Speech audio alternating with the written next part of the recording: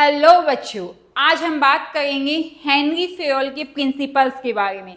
ये हम जानते हैं कि ये बहुत इंपॉर्टेंट टॉपिक है हमारा, सो क्यों ना हम इसको इतना बेस्ट तरीके से लर्न करें so that we can get full marks from this particular topic. तो हम डिस्कस करेंगे हेनरी फेयोल के 14 प्रिंसिपल्स को विथ कंप्लीट केस स्टडीज। आपकी हेल्प करेगा टॉपिक को समझने में, केस स्टडीज के आंसर करने में।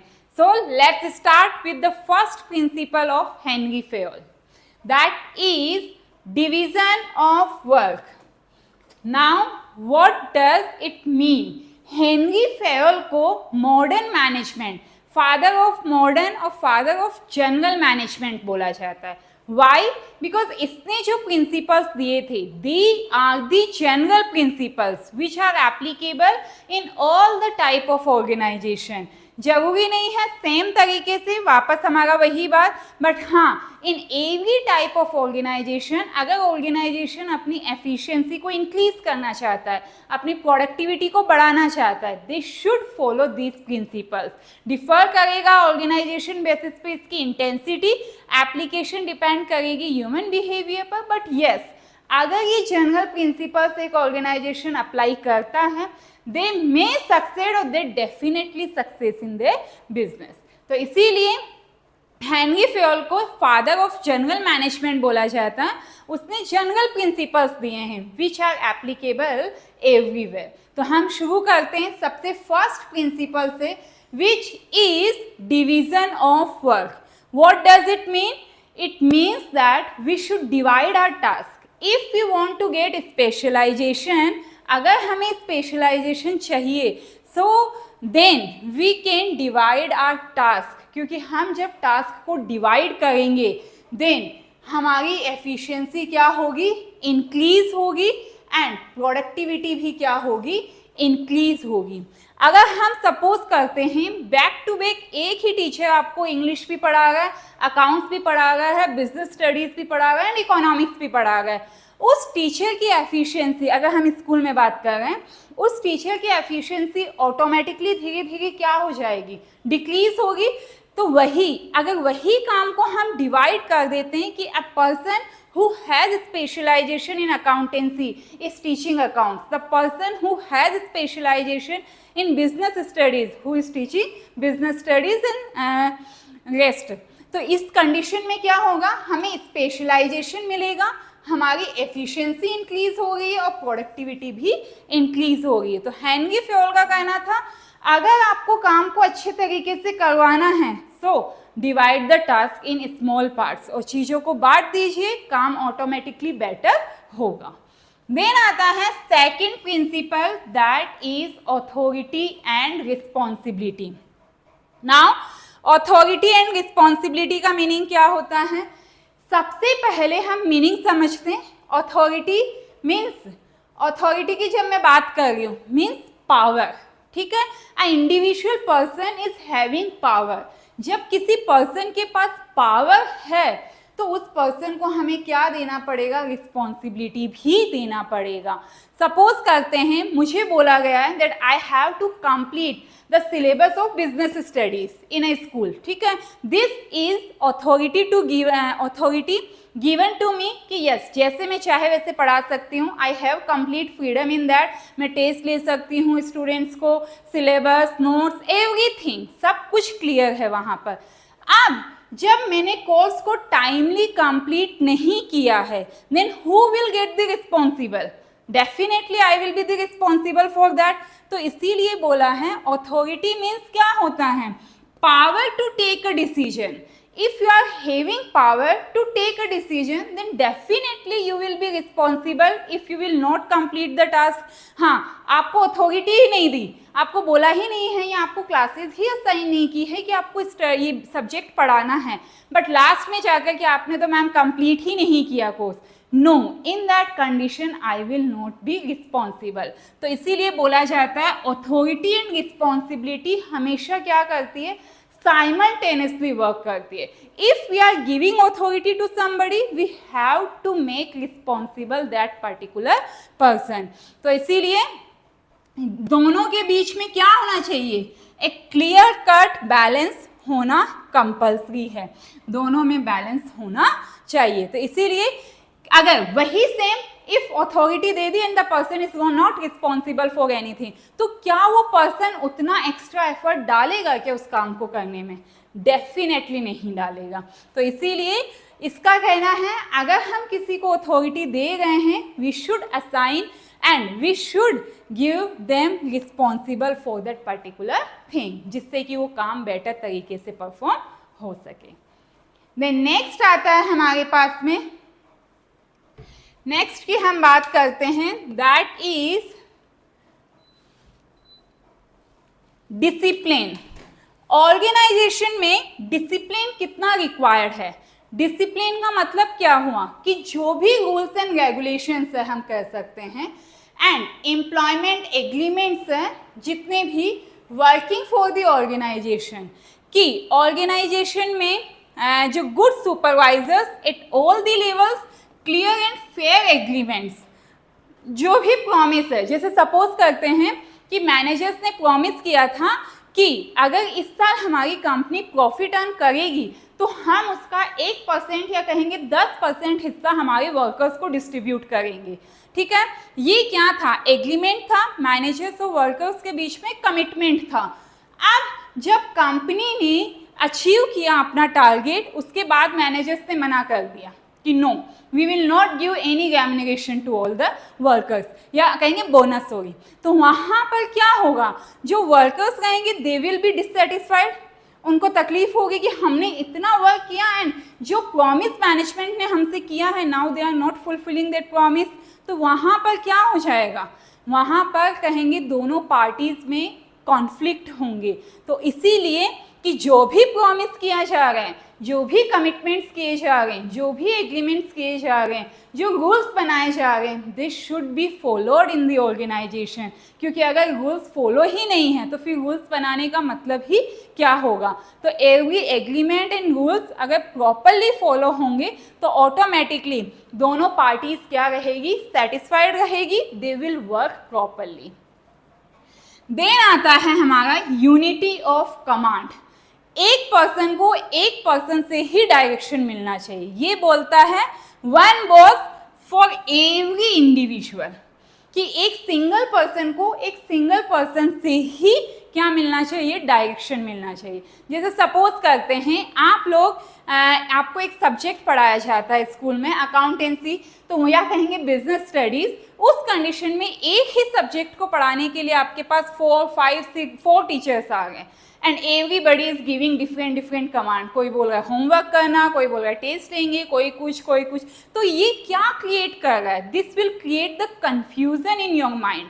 The same way in an organization, जो सुपीरियर है उसके अंडर एक सबॉर्डिनेट है। सुपीरियर को पता है who is going to give me the command and मुझे किसे जाकर क्या करना है? रिपोर्ट करना है। उसके माइंड में कोई कंफ्यूजन नहीं होगा। But if there is one more superior, multiple लोग होंगे तो ऑटोमेटिकली वो क्या हो जाएगा? कंफ्यूज हो जाएगा कि क्या मैं ये काम ठीक से करूं। मतलब उसके अंदर भी क्या रहेगा? एक कॉन्फ्लिक्ट रहेगा, एक कंफ्यूजन रहेगा जो उसकी एफिशिएंसी पर इम्पैक्ट डालेगा। तो इसीलिए बोला जाता है यूनिटी ऑफ कमांड। एक पर्सन को एक ही पर्सन से ऑर्डर मिलना चाहिए सो दैट वो अपने काम को प्रॉपरली कर सके। Receive orders from one superior only, otherwise it will create the confusion and conflict. Then next आता है हमारे पास, that is unity of direction. Unity of direction, unity of command और unity of direction important part है and इनमें differences भी कभी कभार पूछता है। तो unity of direction क्या होता है? ऑर्गेनाइजेशन में हमने पहले भी पढ़ा था दैट डिफरेंट डिपार्टमेंट्स होते हैं, ठीक है, डिफरेंट लेवल्स होते हैं, but they all are working for what? वो सब किसके लिए काम कर रहे हैं? ऑर्गेनाइजेशनल अचीवमेंट के लिए वर्क कर रहे हैं। तो उनमें क्या होना चाहिए? एक कोऑर्डिनेशन होना चाहिए। ये बोलता है one head and one plan. एक काम के लिए एक प्लान होना चाहिए और उस प्लान की डायरेक्शन क्या होनी चाहिए, एक होनी चाहिए, क्योंकि अल्टीमेटली जितने भी लोग एफर्ट्स डाल रहे हैं वो किस पर्पज से डाल रहे हैं, ऑर्गेनाइजेशनल ऑब्जेक्टिव्स के अचीवमेंट के लिए। तो डायरेक्शन जो है, इंस्ट्रक्शन सबको एक डायरेक्शन के लिए मिलना चाहिए और वो डायरेक्शन है ऑर्गेनाइजेशनल ऑब्जेक्टिव्स का अचीवमेंट। इसीलिए क्या होगा, सारे ऑटोमेटिकली जब सारे एफर्ट्स कोऑर्डिनेटेड होंगे तो हम टास्क को इजीली अचीव कर पाएंगे। अब जैसा मैंने बोला था, यूनिटी ऑफ कमांड और यूनिटी ऑफ डायरेक्शन में डिफरेंस पढ़ना कंपल्सरी है, जो इंपॉर्टेंट पार्ट में आता है, तो हम उसको देखते हैं। क्या है यूनिटी ऑफ कमांड? क्या बोलता है, वन सुपीरियर, ठीक है, फॉर वन पर्सन, एक पर्सन का एक ही बॉस होना चाहिए। यूनिटी ऑफ कमांड क्या बोलता है, वन हेड वन प्लान, क्योंकि all the activities of organization are coordinated. Then ये जो है, क्योंकि एक पर्सन को जब एक पर्सन से कमांड मिलेगा तो ऑटोमेटिकली क्या हो जाएगा, ड्वेल सबऑर्डिनेशन हट जाएगा, कंफ्यूजन नहीं होगा वर्कर के माइंड में एंड सबऑर्डिनेट के माइंड में। सेम यहाँ पर क्या होगा, जब एक्टिविटीज एक ही डायरेक्शन में एक ही ऑब्जेक्टिव्स के लिए हो रही है तो हमने उसको प्रॉपरली डिवाइड किया होगा, ऑटोमेटिकली कोई भी एक्टिविटी क्या नहीं होगी, डुप्लीकेट नहीं होगी, हमारे ऑर्गेनाइजेशन के रिसोर्सेज वेस्ट नहीं होंगे। नेक्स्ट आता है इम्प्लीकेशन। जब एक पर्सन को मल्टीपल लोगों से कमांड मिलेगा तो डेफिनेटली उसकी परफॉर्मेंस पर इम्पैक्ट पड़ेगा, तो इसीलिए बोला है ये इंडिविजुअल को इफेक्ट डालता है। वहीं अगर एक्टिविटीज में कोऑर्डिनेशन नहीं हुआ, एक प्लान नहीं रहा, तो वो कंप्लीट ऑर्गेनाइजेशन पे क्या करेगा, इम्पैक्ट डालेगा।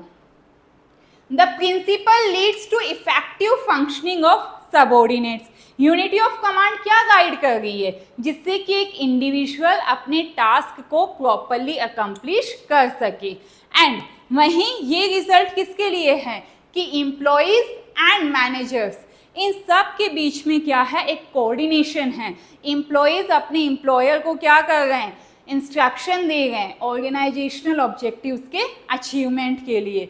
तो ये एक सुपीरियर और सबऑर्डिनेट रिलेशनशिप एस्टैब्लिश कर रहा है। डेफिनेटली स्टार्टिंग से हम वही बात कर रहे हैं, one person one boss. And ये क्या रिप्रेजेंट कर रहा है, ऑर्गेनाइजेशन के ऑब्जेक्टिव्स के अचीवमेंट के बारे में बात कर रहा है कि ऑर्गेनाइजेशन की एक्टिविटीज आपस में कनेक्टेड है। जितनी भी एक्टिविटीज हो गई है, चाहे प्रोडक्शन है, मार्केटिंग है, HR है, but they all are connected for organizational objectives achievement. And responsibility definitely एक इंडिविजुअल पर्सन, क्योंकि पता है ना कि इस पर्सन को इससे डायरेक्शन मिला है, उसे भी पता है कि मुझे किसे जाकर रिपोर्ट करना है। एंड यहाँ पर ऑर्गेनाइजेशनल ऑब्जेक्टिव्स एफिशिएंटली अचीव हो सके, सारी एक्टिविटीज प्रॉपरली फंक्शनिंग कर सके, इसीलिए हम क्या कर रहे हैं, यूनिटी ऑफ डायरेक्शन। अब आता है हमारे पास next, that is subordination of individual interest to general interest. जब भी कभी हम ऑर्गेनाइजेशन में वर्क कर रहे हैं, डेफिनेटली इंडिविजुअल पर्सन जो वर्क कर रहा है, that person will think about themselves, that is quite obvious, ठीक है। एंड वहीं ऑर्गेनाइजेशन किसके बारे में सोचेगा, organization will think about themselves. तो दोनों पार्टीज क्या कर रही है, अपना अपना सोच रही है। अब पॉसिबल तो नहीं है कि दोनों के लिए करेक्ट कर सके, बट दोनों में इस तरीके से हम कहेंगे कोऑर्डिनेशन बैठाया जाता है। एंड जब भी ऐसा कोई कॉन्फ्लिक्ट आता है तो हमें प्रायोरिटी किसको देनी होगी, जनरल इंटरेस्ट को। ऑर्गेनाइजेशनल इंटरेस्ट को हमेशा क्या दी जाती है, प्रायोरिटी दी जाती है। तो इसीलिए ऑर्गेनाइजेशनल इंटरेस्ट टू भी प्रायोरिटाइज ओवर इंडिविजुअल इंटरेस्ट। जब इंडिविजुअल का इंटरेस्ट, अब इंडिविजुअल को सैलरी चाहिए, बोनस भी चाहिए, उसको तो हमेशा हाइक चाहिए। क्या ऑर्गेनाइजेशन एवरी टाइम ऐसा कर सकता है क्या? बट हाँ, ऑर्गेनाइजेशन अपनी रिक्वायरमेंट्स को देखते हुए उस इंडिविजुअल को कैसे सेटिस्फाइड कर सकता है। चलो उसको बोनस चाहिए या कोई और रिकॉग्निशन चाहिए, तो वहाँ पर क्या तरीके से वो क्या कर सकता है कि अपने एम्प्लॉयज़ को भी सेटिस्फाइड रखे और अपने इंटरेस्ट को भी फुलफिल कर सके। तो इसीलिए जब प्रायोरिटी की बात होगी तो डेफिनेटली ऑर्गेनाइजेशन किसके बारे में सोचेगा, पहले अपने इंटरेस्ट के बारे में, then they will think about individuals interest.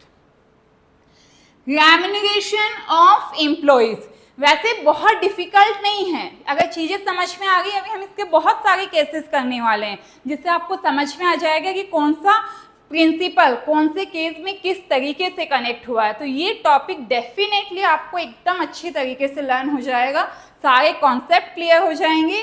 But फिर भी अगर आपको कोई भी डाउट लगता है, कोई भी कंफ्यूजन लगता है, you people can ask in the comment box, we will discuss over there कि जो भी आपका कंफ्यूजन है we can clear there. Then आता है रेम्यूनरेशन ऑफ एम्प्लॉइज। अब हम बात करते हैं रेम्यूनरेशन की। तो जो ओवरऑल पे एंड कंपनसेशन है ऑर्गेनाइजेशन में, वो हमेशा क्या होना चाहिए, फेयर वेजेस मिलनी चाहिए। ठीक है, जितना उनका बनता है उतना उन्हें देना चाहिए, ये नहीं कि आप उनका एक्सप्लॉइटेशन कर रहे हो। अब तो खैर ऐसा हो भी नहीं सकता, बहुत सालों पहले जब वर्कर्स का एक्सप्लॉइटेशन होता था, वर्कर्स डिससेटिस्फाइड फील करते थे, उनको लगता था कंपनी हमारे बारे में नहीं सोच रही है ऑर्गेनाइजेशन, तो इसीलिए बोला गया कि जो एम्प्लॉयज़ हैं उनका रेम्यूनरेशन क्या होना चाहिए, फेयर होना चाहिए।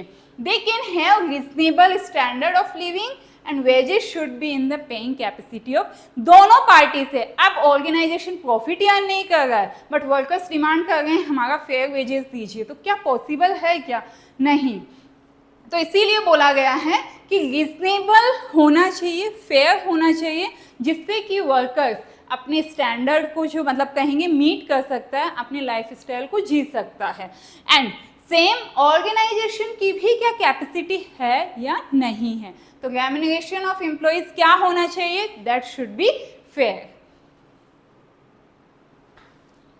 देन नेक्स्ट आता है हमारे पास सेंट्रलाइजेशन एंड डिसेंट्रलाइजेशन। क्या होता है सेंट्रलाइजेशन एंड डिसेंट्रलाइजेशन? सबसे पहले बात करती हूँ सेंट्रलाइजेशन, जहाँ पर कॉन्सेंट्रेशन ऑफ पावर, कहेंगे डिसीजन मेकिंग पावर्स जो है वो किसी एक अथॉरिटी के पास या कहेंगे कुछ ही लोगों के पास है। ठीक है, कुछ लोगों ने उसे अपने तक रखा है कि every time you have to ask them then you will do anything, हर बार। तो वो क्या होता है सेंट्रलाइजेशन। एंड डिसेंट्रलाइजेशन, जहाँ पर आपने अपने पावर्स को लोगों को डिस्ट्रीब्यूट कर दिया या कहेंगे डिस्पर्स कर दिया, जहाँ मल्टीपल लोगों के पास में क्या रहता है, पावर रहता है कि वो उस काम को कर सकते हैं या वो उस डिसीजन को इम्प्लीमेंट कर सकते हैं। तो सेंट्रलाइजेशन और डिसेंट्रलाइजेशन की बात करते हैं ना, तो कोई भी ऑर्गेनाइजेशन ना तो कम्प्लीटली सेंट्रलाइज्ड हो सकता है, ना ही कंप्लीटली क्या हो सकता है, डिसेंट्रलाइज्ड।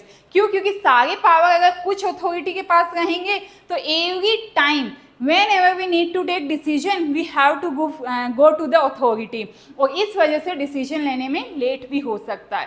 बट कंप्लीटली हम उसको डिसेंट्रलाइज्ड भी नहीं कर सकते कि वर्कर्स कहेंगे मैनेजर्स एम्प्लॉयज़ अपनी मर्जी से सब कुछ काम करें, वो भी पॉसिबल नहीं है। तो इसीलिए इन दोनों का हमेशा क्या रहता है, एक बैलेंस रहता है। अगर एक एग्जांपल डिस्कस करते हैं तो जैसे सपोज करते हैं कि मैनेजर्स ने बोल दिया किसी एक प्रोडक्ट को मार्केट में पर प्राइस आप क्या कर सकते हो, 10 to 15 में सेल कर सकते हो रुपीज़ में। अब इससे एक्सीड अगर आपको करना होगा you have to take our permission. ठीक है, तो ये क्या हुआ, कॉम्बिनेशन ऑफ बोथ। आप 10 to 15 की रेंज वो एम्प्लॉय अपनी खुद डिफाइन करेगा, बट उसके अबव और उसके बिलो अगर प्रॉफिटेबल सिचुएशन है, कंपनी के बेनिफिट के लिए हैं, तो वहाँ पर they have to ask to the top authority. तो ये होता है सेंट्रलाइजेशन एंड डिसेंट्रलाइजेशन। देन आता है scalar chain, again one of the important point of this principle, scalar chain. Scalar chain क्या बोलता है?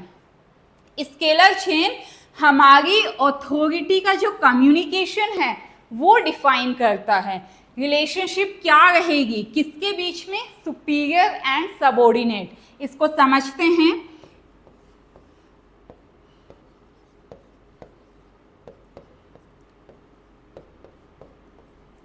इस तरीके से कि highest to the lowest rank. ठीक है, ये हाईएस्ट पोजीशन है ऑर्गेनाइजेशन में and lowest. If D wants to communicate with A, he has to communicate to C and then C will communicate to B and B will communicate to A.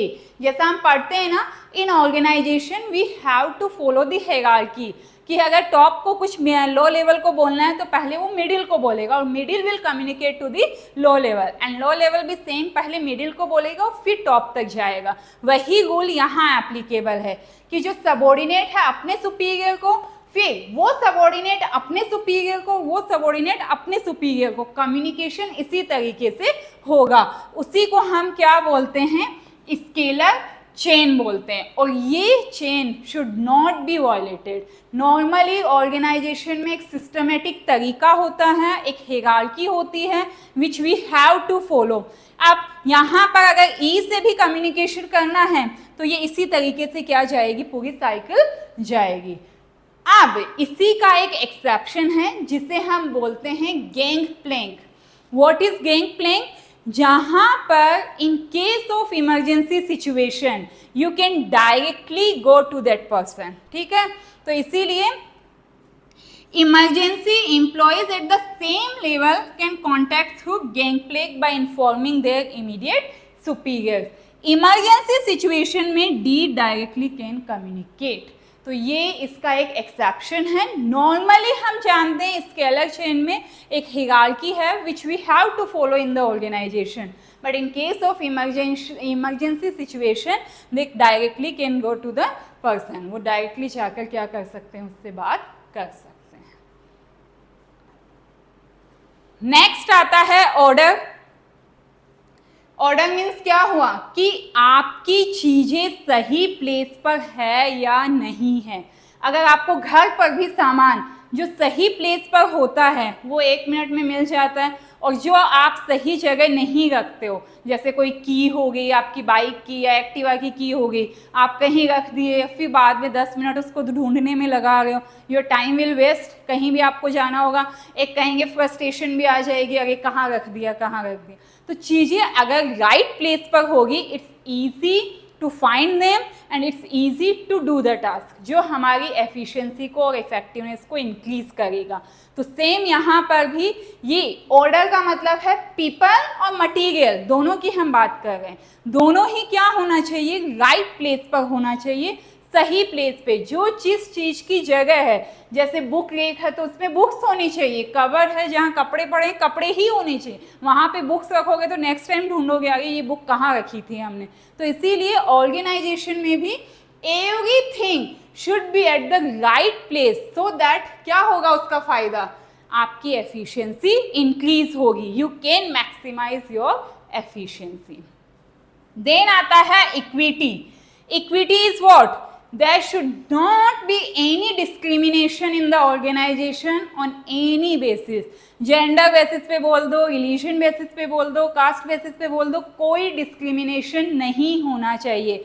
If a male और female both are working for something और same काम कर रहे हैं तो दोनों का remuneration क्या होना चाहिए, सिमिलर होना चाहिए। तो इसीलिए ensure कि fairness all the employees who should be treated as fairly as possible. There should not be any discrimination on any ground. ये तो हमारा कॉन्स्टिट्यूशन भी अलाउड नहीं करता है। तो सेम यही कि equal opportunities available for everyone, कि सबके सेम चांसेस है ऑर्गेनाइजेशन में, प्रमोशन के भी और डिमोशन के भी। If you will perform better you will get promoted और if you will not perform better तो आपका डिमोशन हो सकता है। देन आता है next stability of personnel. Stability of personnel क्या बोलता है, जो हमारे एम्प्लॉयज़ है, स्टेबिलिटी ऑफ टेन्योर भी लिखा हुआ मिलेगा आपको ये। तो stability of tenure means when we are hiring somebody, अगर हम किसी को हायर कर रहे हैं तो at least we should give the time that person to perform. ये नहीं कि मैंने हायर किया 1 महीने में मैंने जज कर दिया अगर इससे तो काम नहीं होगा, ये नहीं कर पाएगा, मैं इससे फायर कर देता हूँ। ये दोनों के लिए, चाहे ऑर्गेनाइजेशन हो या हम कहेंगे एक इंडिविजुअल पर्सन हो, this will be harmful for both. क्यों? क्योंकि ऑर्गेनाइजेशन ने जब किसी पर्सन को सेलेक्ट किया है तो एक लंबी प्रोसीजर हुई है, उसने इंटरव्यू, ग्रुप डिस्कशन सब करके उसने अपना काम किया है, तो टाइम टेकिंग प्रोसेस हुई। तो यहाँ से ऑर्गेनाइजेशन के भी रिसोर्स क्या होंगे? वेस्ट होंगे। और अनदर अगर हम बात करते हैं एक इंडिविजुअल पर्सन, तो एवरीबडी नीड्स टाइम टू कह सकते हैं प्रूफ हिमसेल्फ और हरसेल्फ। हर किसी को समय चाहिए। आज हमने लिया और आज ही हम उसको जज कर देते, नहीं नहीं नहीं इससे नहीं होगा। सो इसीलिए बोला है कम से कम उसका टेन्योर होना चाहिए, सो दैट टेन्योर कम से कम होगा तो दैट कोई रीजन है दैट इज एलिमिनेटेड। हम जनरल कंटेक्स्ट में बात कर रहे हैं, तो वहां पर उससे क्या होगा? वो भी पर्सन एक सेफ्टी और सिक्योरिटी फील करेगा and that person will perform better. तो इसीलिए the selected person should be at the post for minimum tenure होना चाहिए, so that person can show the result कि हाँ वो एक्चुअल में परफॉर्म कर रहा है या उसकी परफॉर्मेंस इम्प्रूव है। इनिशिएटिव मीन्स होता है workers should be encouraged to develop and carry out their plan for improvement, कि जो वर्कर्स हैं उनको प्रमोट करें, उनके आइडियाज़ को इनकरेज करें एंड जिससे क्या होगा? They will feel motivated. उनको लगेगा कि yes organisation is thinking about me. आज अगर हम as a teacher if you will not listen the students, तो स्टूडेंट्स को क्या लगेगा कि नहीं टीचर हमारी नहीं सुन रहा, they people will not feel satisfied, they people will not feel happy. उनको भी एक डर रहेगा कि हमारी बात ही नहीं मानी जा रही, हमारे पास कोई एनकरेजमेंट नहीं है। तो इसीलिए बोला है कि जो एम्प्लॉयज़ हैं उनको एनकरेज करना, उनके आइडियाज़ को कहेंगे कि मोटिवेट करना and it is thinking out and executing the plan. तो इनिशिएटिव मीन्स उनको मोटिवेट करना, उनको एनकरेज करना सो that they can perform better. Esprit the corps means होता है टीम स्पिरिट। ऑर्गेनाइजेशन में हमेशा हम भी जानते हैं मैनेजमेंट में जो टीम स्पिरिट होती है, जो काम होता है वो एक टीम में होता है और उसी को हमें क्या करना चाहिए? डेवलप करना चाहिए। Unity and harmony among the employees. एक टीम बनी हुई है, हर पर्सन बोल दो एक दूसरे का कहेंगे खींचतान कर रहा है, एक दूसरे को डिस्करेज कर रहा है, तो क्या हम टारगेट अचीव कर पाएंगे? क्या नहीं कर पाएंगे। वहीं अगर आपस में उनमें कम्युनिकेशन रहेगा, आपस में उनमें अच्छा कहेंगे कि कोऑर्डिनेशन रहेगा, तो they are able to perform better. तो ये थे हमारे important 14 principles of Henry Fayol. एक बार छोटा सा इसका रिकैप करते हैं एंड उसके बाद हम इससे रिलेटेड केसेस के बारे में स्टडी करेंगे। तो सबसे फर्स्ट हमने पढ़ा था that was division of work, जहां हम टास्क को स्मॉल पार्ट्स में डिवाइड कर रहे हैं। देन हमने नेक्स्ट देखा था ऑथोरिटी एंड रिस्पॉन्सिबिलिटी, जहां हम क्या कर रहे हैं? ऑथोरिटी मतलब होता है किसी को पावर देना to take a decision and responsibility when हम पावर दे रहे हैं तो the person will be obliged to perform that task. दोनों में क्या रहना चाहिए? दोनों साइमल्टेनियसली रहना चाहिए सो दैट पर्सन उस काम को बेटर कर सके। And then discipline means whatever commitments, whatever rules and regulation, they should be followed. Unity of command, एक person का एक ही बॉस होना चाहिए so that subordinate will not get confused कि उसे किसकी बात माननी है और किसकी नहीं माननी है।